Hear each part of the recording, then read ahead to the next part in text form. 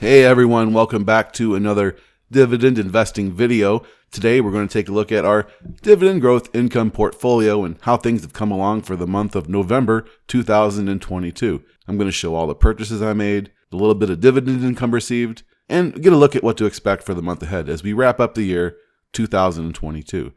I am Nick. This is the Dividend Growth Income channel. Thank you for joining me today. I'm not a financial advisor, just a guy who wants to share my love of dividend growth investing and building financial independence with passive income.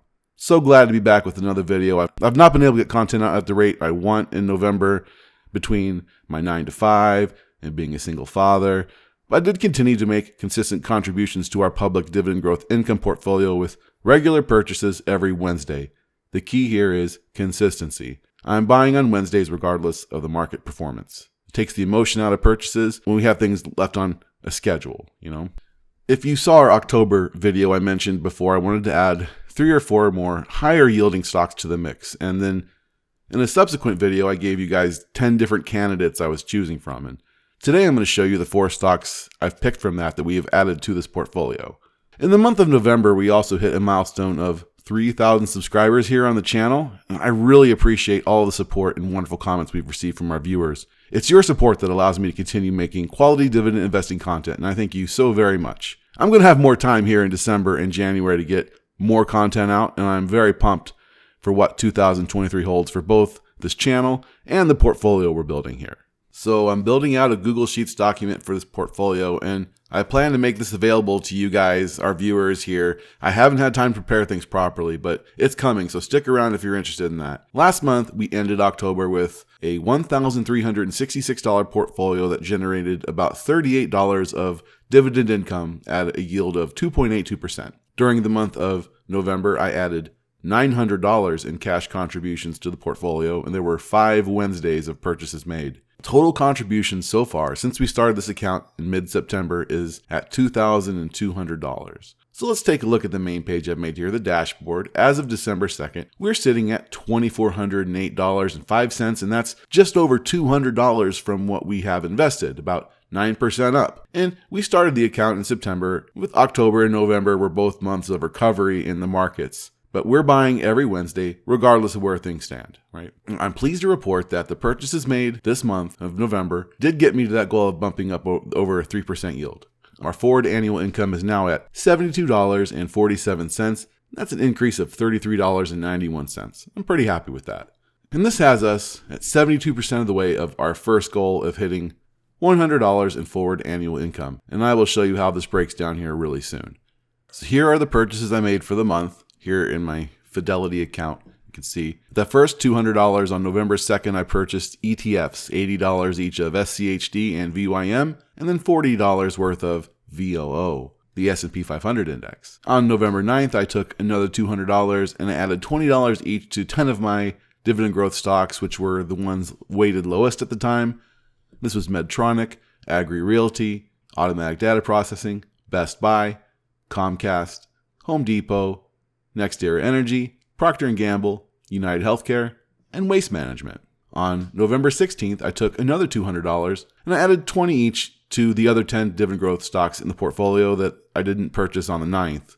And those were Aflac, Amgen, BlackRock, Broadcom, Chevron, Cisco, Kroger, Lockheed Martin, Mondelez, and Snap-on.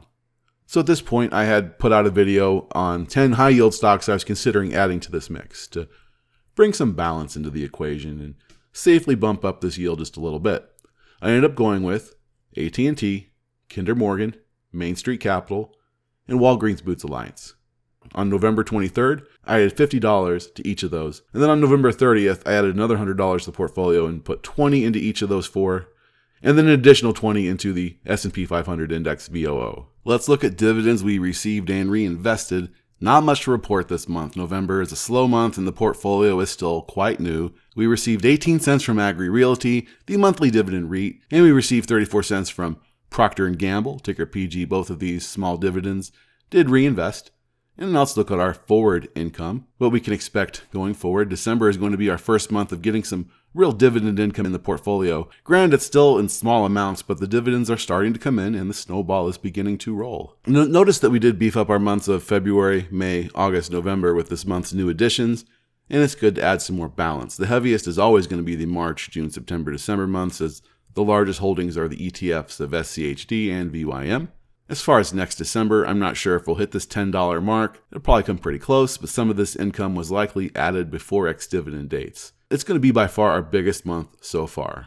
And here is an overall look at the portfolio. Here I have it sorted by weight. We have our 3 ETFs and then 24 individual stocks. I love SCHD. I want this to be the largest position in the portfolio.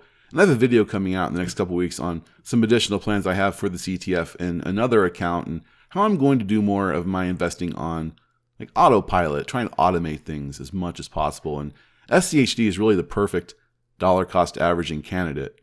In terms of performance, let's sort this. The top performer in the account has been by far Best Buy, ticker BBY, which is up almost 30%. Notice my yield on cost is over 5%, while it's now yielding just over 4% now. They've been reporting better than expected earnings here back in November. Year to date, they're still down 15%, but no doubt it's not the bargain it was just a few weeks ago. A lot count this retailer out as vulnerable to its larger competitors such as Amazon and Target, but Best Buy has managed to carve out its place in retail, and as a dividend stock, it checks all the boxes you want. You have a low payout ratio, solid yield for current income, and high dividend growth for future income. Check it out. BlackRock has been our second best performer, and this is one that's going to rely heavily on what the overall market is doing, given the nature of its business and the funds they held. And after that, we have a slew of stocks that are right above that 50% up mark. Comcast, Broadcom, Aflac, Home Depot. Man, just a short month ago, I considered most of these to be at a discount. But they've all recovered some. It's getting tougher to find bargains with the market as it is, but that's okay. That's why we've picked quality companies with solid dividend growth metrics to hold for the long term. Now, the worst performer in this group has been Medtronic, and I have a video coming out soon on this one because it's becoming quite compelling here. Looking forward to adding more of this one. The next few are newer to the portfolio. It didn't get caught up in the gains of the others. And everything is generally up aside from Medtronic just because of how the market's done overall. We'll see what happens in December. I do think things could once again turn in the other direction. But that would just mean we are buying quality companies that we like at cheaper prices. So bring that on, right? One more tab I've got here has some graphs here to show diversification. I have it broken down by sector and by stock. And by adding in Kinder Morgan and AT&T, we've increased our exposure to the energy and communication sectors. So I'm happy to see that. I like to have things pretty well balanced and diversified, right? Currently, index funds and ETFs make up about 24% of the holdings. My overall long-term goal for that is to be at the 25-30% mark, so things are really close to where I want them. The next two largest sectors for us here are consumer staples and information technology. I'm pretty happy with how this balance looks right now. My plans for December. This month, probably not going to be able to get quite as much funds added to the portfolio. I will do consistent weekly purchases. I do have a few matters to take care of with the holidays and for my kiddo. So I'm aiming to get probably about $600 over the course of December. And I'm going to add to a little bit of everything that's in here. So just bump everything up gradually. Not going to be adding anything new this month.